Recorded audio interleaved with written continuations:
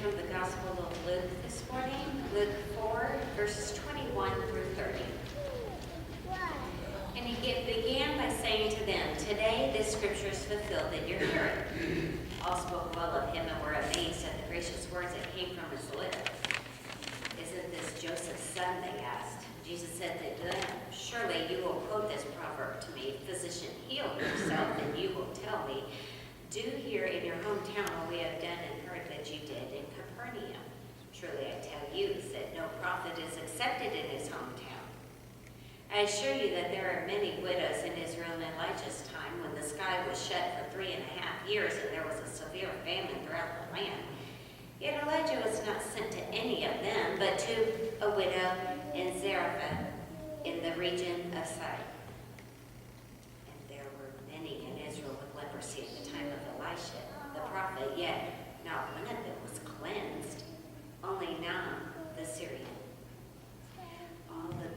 All the people in the synagogue were furious when they heard this. They got up and drove him out of town and took him to the brow of the hill on which the town was built, in order to throw him off the cliff. But he walked right through the crowd and went on his way.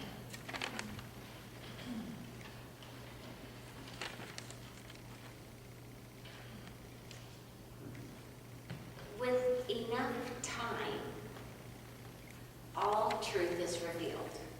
Have you heard that statement before? I've hung my hat on that many times. I don't know about you, and I've prayed for as such. Me on the Enneagram, being very high, extremely high in integrity, waits for that day to happen. Well, today, in the day we live, so much information floods our daily lives anymore at an incredibly fast pace that there really is no way we can digest all of the information thrown at us. To actually make proper sense out of something, given its entire perspective, many times we just get cross sections of things, paste it all together and call it good. Thanks partly to the internet. Google is our new fact finder. It's better than the magic 8-ball. It can look up information without limits wherever we want. That is, until you ask Google something it doesn't know. But it's very helpful in many ways. Good fact finder on the cuff. Yet there are many times, as I mentioned, Google's limited. What are those ways, you ask? Well, when you ask Google and she tells you so she doesn't know, she's still working on it, that kind of means she doesn't know. When you ask her to discern someone's character, she didn't get that abstract. When you ask her the validity of certain informations that require multiple levels of understanding, Google can only give so much information, it turns out. Google, as it turns out, cannot distinguish what we should believe or not believe. Judgment calls. We still have that choice. Google cannot take away our emotions either, especially ones of fear. Well, conspiracy theorists capsize on fear. That's something that's been throughout our land for as long as we can remember. The control of masses is very alluring to some people. It has been done throughout history, and it continues to be done to this day in many ways, shapes, and forms. And it seems that technology is just one of those useful tools to help people get there. Our identities being at risk is one of the major concerns many of us have, that we will be stolen, that we will believe a lie, that somehow we are not going to believe in the right thing. Our identity being stolen. Many of us have been told our smartphone usage can do that. TV watching can do that. Internet browsing does it. What's left? Global tracking devices, and we know we all got those in one way or another. I remember when we used to worry just about our Social Security numbers being given out, because then our lives would be ruined forever. And it seems somehow we've gotten to that point where, yeah, that still can happen, but now we even have more. So, what do we trust? What is it? Where is it? What are we up against? To help us discern real news from what is fake. I mean, because all we really want to know is, should we believe? And if so, how is that going to impact our lives somehow? What is safe to believe in versus what's not? Some of it is, where's the source coming from? Rather than letting fake news weigh down our anxieties upon us, compromising our overall quality of health and living, we are to not let fear take over and to go with the Holy Spirit's discernment to understand what it is we are to be thinking and mulling over, acting within and around and without. So it's this kind of discernment we're talking about and what's going on in our text today. This is where the people are, with the community. Jesus just shows up, he's reading the scripture to them, and they all know the scripture. Don't quote it at them, they know. Just like we know ours. And they have their own interpretation, just like we have ours. The Hebrew scriptures were taught to the people with a specific meaning, and they got it. And Jesus came and gave them a new interpretation. Now, before you go getting on Jesus' side of things, think about it. A new interpretation. What if someone did that to us today? It seemed heretical to these people, just like it does to us today. People want to believe in the truth, just like we do today.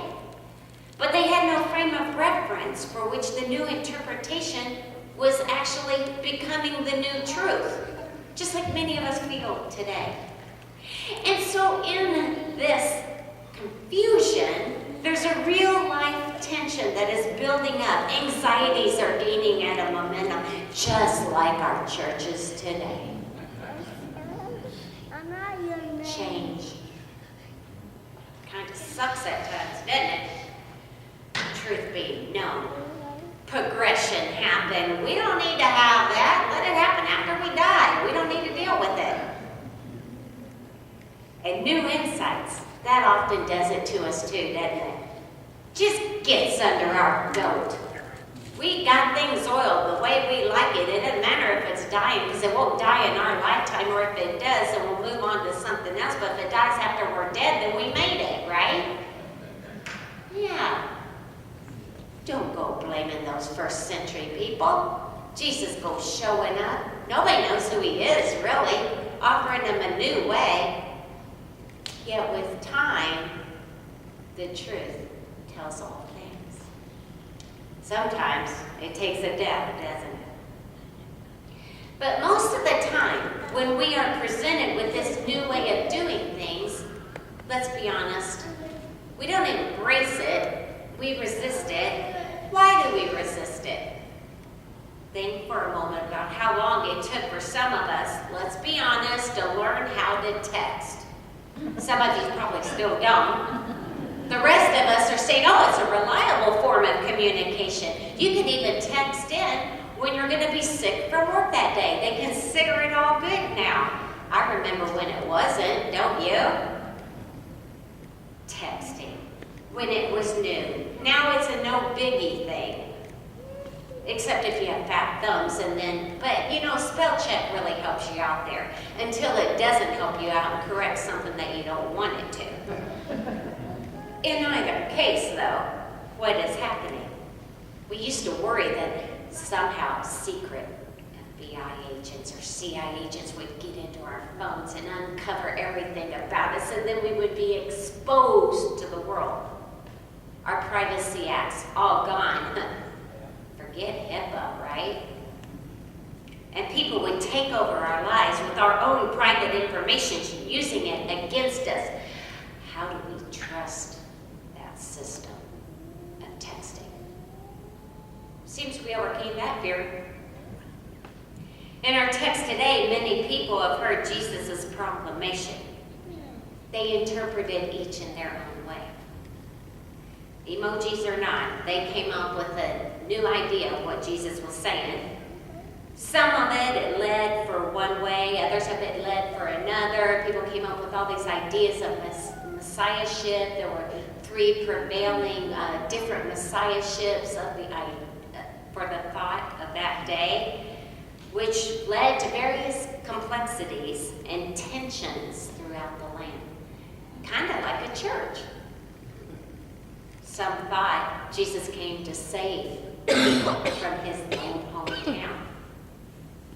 Others thought this messiahship was going to deliver everybody, all of them. There were others that thought the messiahship was going to overthrow the government. And there were just others that rejected all of it entirely. And some made up their own invention of what it was. Some just remained undecided on it and thought, well, when it happens, we'll decide then. And through all these various interpretations and many more, the information could only be fact-checked so much. They didn't have Google back then. Although Google was only going to help them as long as Google understood the question and the server was up and running. So at some point, people had to individually then decide what it is they were willing to believe, whether he was a fake prophet or not, whether they wanted to follow his principles. And they mostly based this decision on how they saw it affecting their lives. Ooh. Let's be honest, what they mean there. Well, God, we'll follow you, as long as you don't disrupt our lives too much. So in today's world, where we have many advancements, one thing we will not ever outgrow is this need to improve our lives by the way of our inner development and growth. We can't seem to get away from it. Yes, we want a perfect world where equality reigns and all are valued and treated fairly. However, and there's usually always a however with us humans, isn't there? We also want a place where we know love and value, which fills us, and here's the kicker, without any struggles or complications. Now, this is the messiness of life, folks. Without struggles or complications, do you know, since I was a little girl, I kept praying for that? Never came, but I kept praying for it. It seems that in these struggles and complications, that's where the messiahship of Jesus came.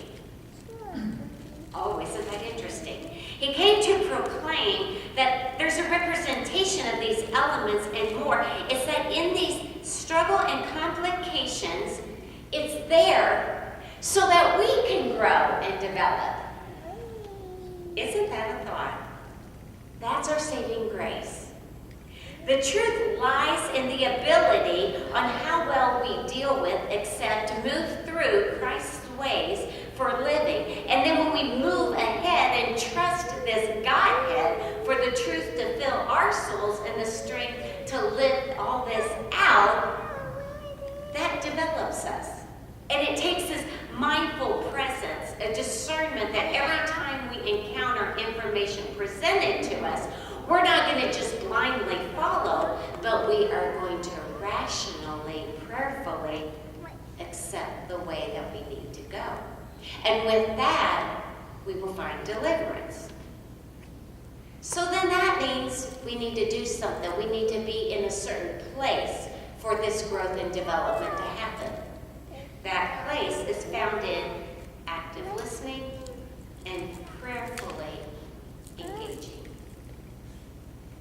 That to understand the intent which each message is presented, we gain understanding. That through this, the Spirit of truth will present itself and we will be able to come and make a solid decision. That that even in the face of newness, we will not run in fear. That it will help us grow in our faith and belief, trusting in the process that God's goodness will save us from a life of discouraging, self-defeating thoughts. Christ came to show us the way of truth through the loving spirit of peace and compassion. Let us continue then prayerfully accepting God's path of peace and progress as we faithfully live the fullest way of growth in God's family. May we not let fear get the better of us. May we become more accepting of the future, utilizing all the ways to bring about God's truth to the forefront of our living.